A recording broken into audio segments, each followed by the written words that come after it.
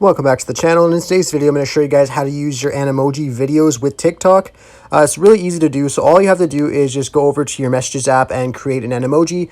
You could send it to one of your friends really quickly first, or you can go to your saved photos and videos and get your Animoji video from there if you already have one.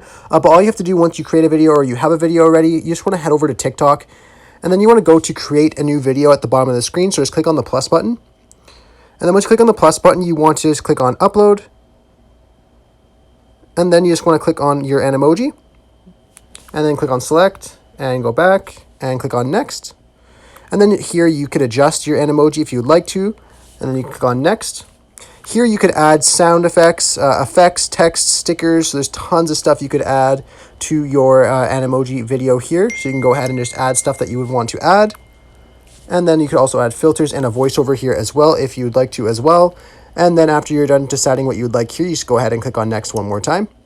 And then here you could add in what you would like to put in for the description. And then you could click to allow comments, allow duet, and also save a copy of this to your device. And once you're ready to go, you can just go ahead and click on post. And then that will post the Animoji video onto your timeline here for you.